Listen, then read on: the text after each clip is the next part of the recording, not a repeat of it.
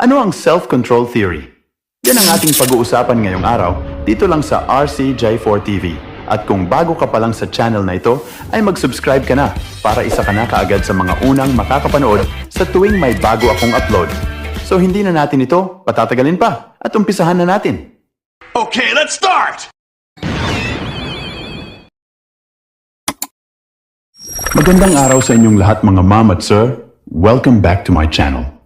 Our topic for today is about self-control theory of crime. So ano nga ba ang self-control theory of crime? Ang self-control theory of crime, na kilala din sa tawag na general theory of crime, ay isang teorya sa criminology na nagpapaliwanag na ang kakulangan ng isang individual na pagpipigil sa sarili or self-control ay isang pangunahing bagay na nakakaapekto sa pagka-develop ng criminal behavior.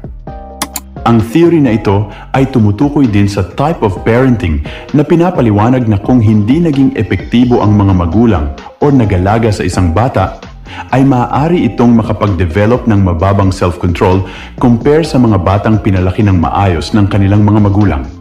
Ayon din sa theory na ito, ang mga taong may mababang self-control ay may posibilidad na maging impulsive, insensitive, non-verbal, di mapagtimpi at mabilis magalit.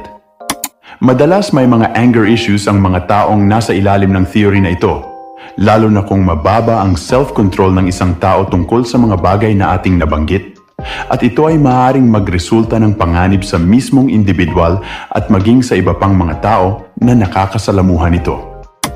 Halimbawa, ang mga batang pinabayaan at walang maayos na pag-aalaga ay maaaring magkaroon ng low self-control. Tulad na lang ng mga bata na pinabayaan na lang maglaro ng cellphone, tapos kapag sila ay sinaway ng kanilang magulang, madalas sila ay nagagalit pa sa kanilang magulang. Isa pang halimbawa, palagi mong ibinibigay ang anumang hilingin ng anak mo, gaya ng mga bagong laruan, bagong damit at iba pang mga bagay na gustong-gusto niya. Anyways, hindi naman masama na ibigay mo ang bagay na hinihiling sa'yo ng anak mo tulad ng mga nabanggit. Ang masama lang ay pamihasahin sila na palaging ganun, na isang sabi lang nila ibibigay mo na agad. Remember this, kapag palaging nasusunod ang gusto ng isang bata, nawawalan din ito ng respeto sa mga tao sa paligid niya. Ang ganitong klase ng parenting ay pumapasok sa tinatawag na permissive parenting, na kung saan hinahayaan mo lang ang iyong anak na gawin ang gusto niya at hindi mo siya pinagagalitan o itinatama kapag siya ay nagkakamali. At kasama din dito ang pagbibigay ng mga luho gaya ng mga hinihingi niya. Ayon sa maraming psychology research, ang ganitong habit ng pag-aalaga at pagpapalaki sa isang bata ay may masamang epekto sa paglaki ng isang bata dahil pwede ito magresulta ng pagkakaroon ng anxiety, depression, social isolation, and poor academic performance. Pero hindi ito sa lahat ng pagkakataon. Ang permissive parental ay may maganda din naman dulot sa pagkakaroon ng self-esteem at pagtaas ng creativity ng isang bata. Anyways, ang conflict lang dito ay kapag hindi nila na-meet ang mga criteria ng mga bagay na gusto nilang mangyari. Maaari itong magresulta sa pagkakaroon ng anger issues, mga frustrations at pagbaba ng self-esteems, na maaaring mauwi din sa pagka-develop ng criminal behavior. So let's make an example in criminology perspective. Halimbawa, si Tanggol ay may gustong-gustong damit na nakita niya sa mall pero kulang ang pambili niya. Pero dahil gigil na gigil siyang mabili na agad yung damit na gusto niya, nagnakaw siya ng pambili. Or ninakaw niya mismo yung damit na gusto niya. Sa halimbawang ito mga ma'am at sir, ipinakita ang example na hindi makapagpigil si Tanggol na makuha agad ang gusto niya.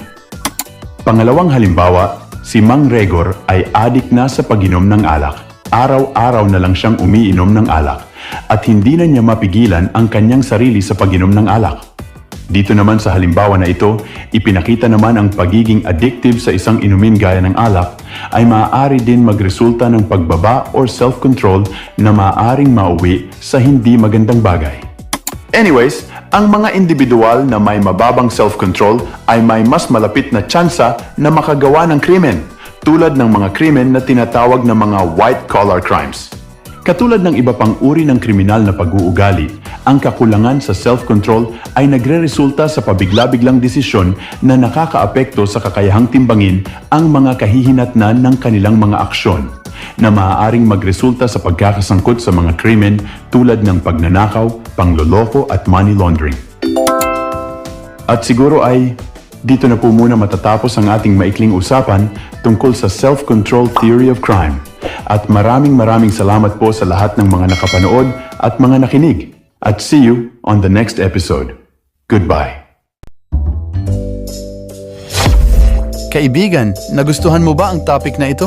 Sana ay may natutunan ka ngayong araw. At kung nagustuhan mo ang video na ito, ay maraming salamat sa iyo. At kung gusto mo pa ng mga videos na kagaya nito, ay mag-follow, like, share at subscribe ka lang dito sa aking channel at page upang patuloy kitang ma-notify sa tuwing may mga bago akong uploads. So hanggang dito na lang mga kaibigan at mag-iingat kayo palagi at maraming salamat ulit sa inyong lahat at God bless at hanggang sa muli.